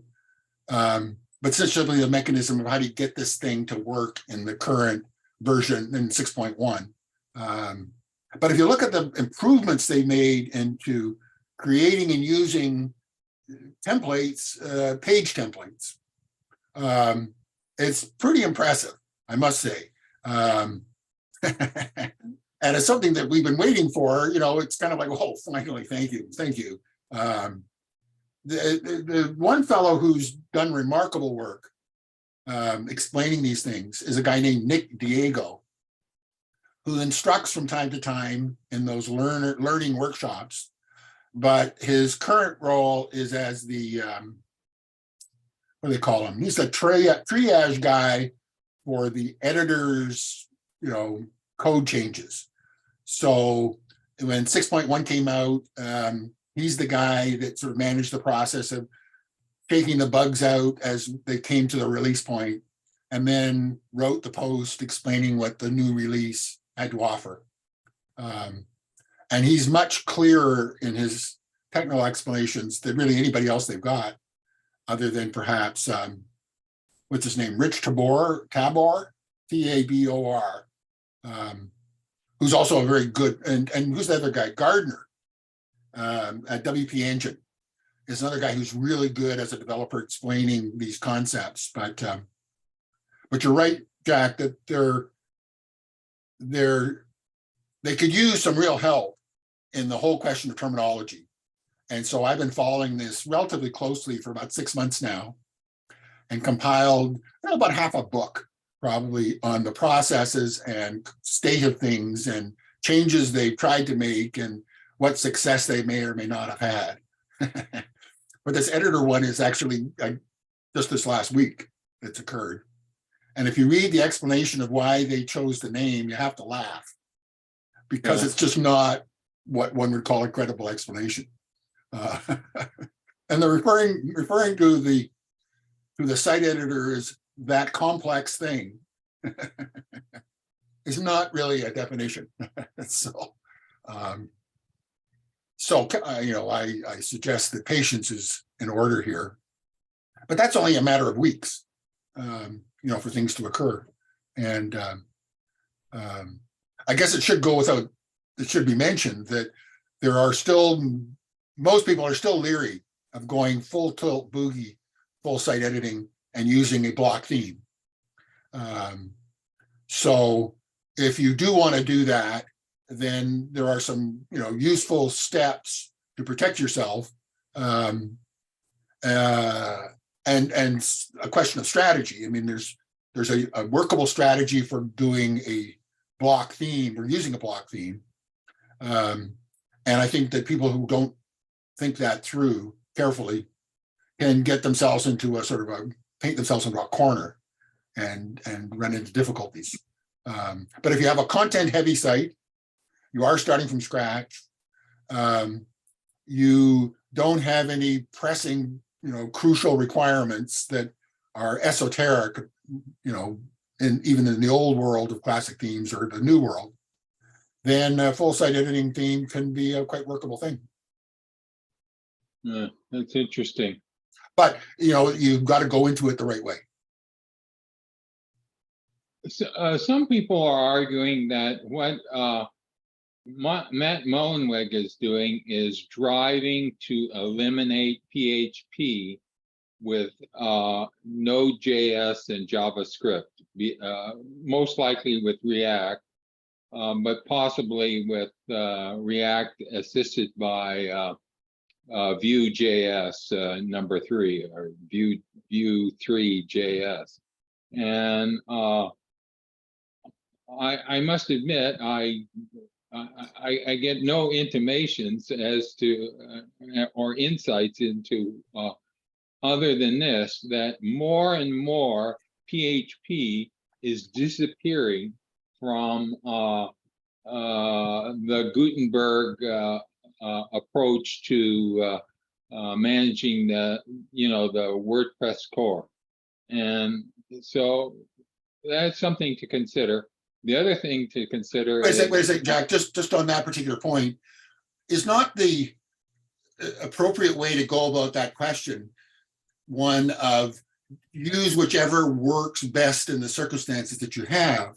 And I haven't seen anything that suggests an arbitrariness that says, let's do this in JavaScript because that's part of our strategy, as opposed to this thing is better done this way than with with this language than that language. But they're inching towards that with more and more stuff. For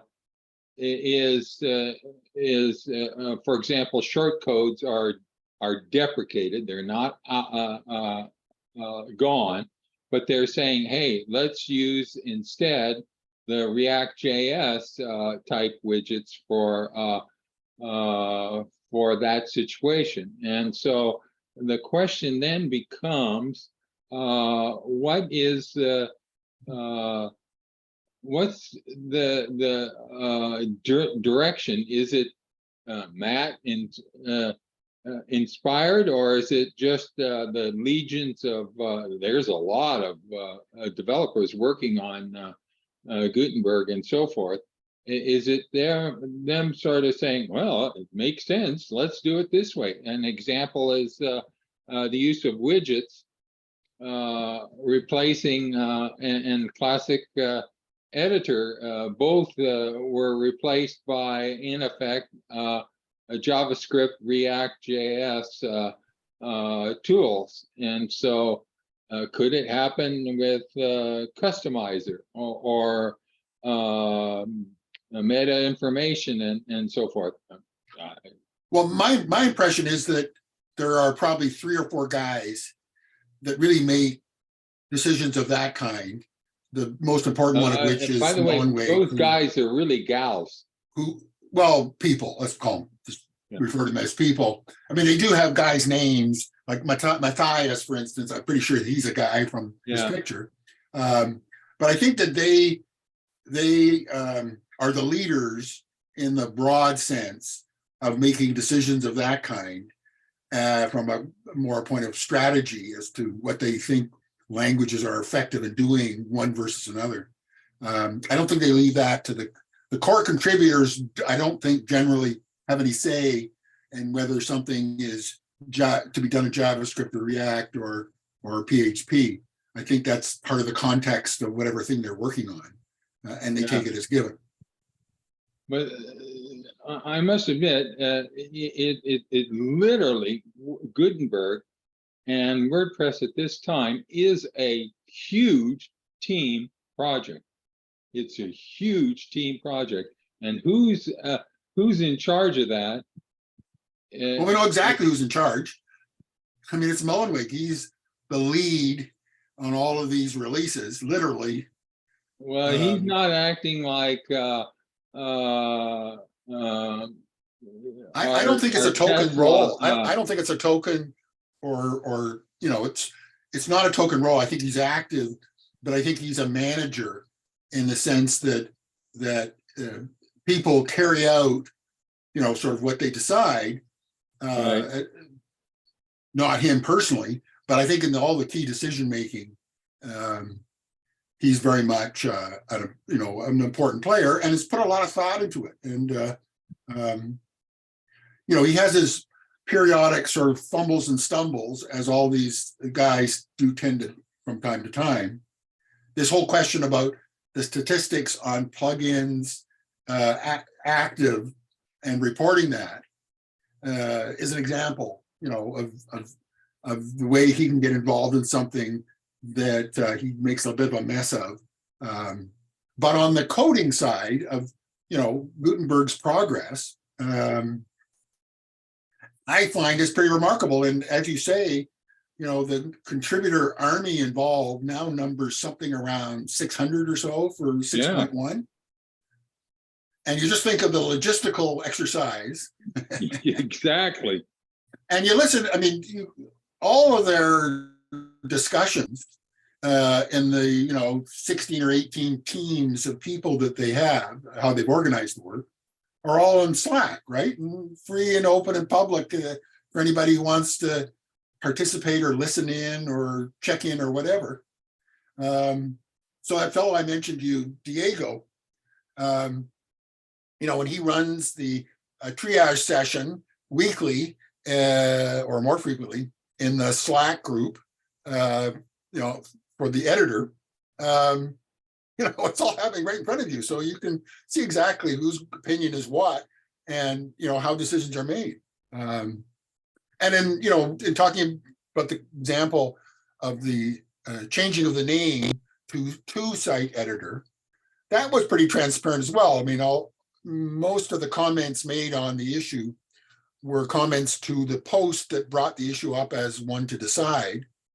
And so, you know, you could see sort of what was in their minds and the way they thought about things, which doesn't make it necessarily that much better a decision, but it does give you a feeling that they are going about things in the right way, albeit most people would like it to be a little faster.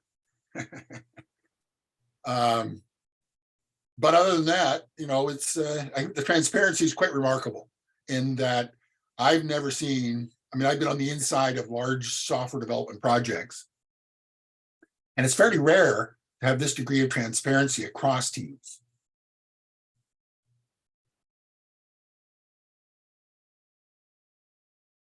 Well, that landed with a thump.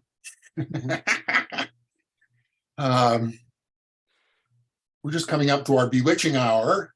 Any final comments, guys? I hope, Augustin, you come back and to another session. You've been helpful and it was fun to have you. Yeah, thank you. Thank you. I was going to say that. Thank you. It was very nice to be here. So throw a comment in that as a developer of stuff, you were curious as to what one of these sessions might be. And then in a sentence, what did you observe or think about it? I mean, no, it's good. It's good. It's a good opportunity to see what people are also doing and looking in WordPress. I mean, how they are using, right, you know, the software. And I think that which is good. These sessions are helpful in showing people the sort of thought process you go through. To work a problem out. And since there are always going to be many more problems than answers, it is the way you go about problem solving that's more important than having answers themselves. Yes. And really, that's what we go to school for, is to learn how to learn how to teach ourselves. Yeah. And so I think that these sessions are interesting. And that's why, for example, I'll check in these Slack sessions with the core contributor guys, is really just to see the sort of logic of the decision-making process and the things which they consider important, which aren't necessarily what they've said, but how they said it or the context in which they say something. So if you're a bit of a detective at kind of reading between the lines, and you also get to know people a little bit from their work and from, you know, their output as plugin developers or theme developers. And so then when you hear them speak or discuss something, you sort of think, oh, well, so, you know, that's the guy who's regarded as one of the top 5 or 6 theme designers in the world in WordPress. And gee, you know, he's got a pretty interesting opinion. I think I'll give it some weight. That's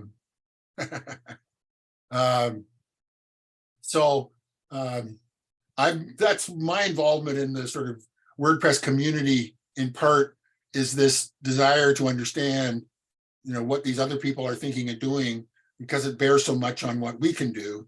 You kind of got to have a feeling for it rather than, you know, concrete knowledge. It's more the feel and the sense of stuff rather than, you know, the promise of a release date or a particular feature being available. It's better to understand how that kind of feature comes about to give a context then to this piece of information that you may have and need to evaluate. Yeah.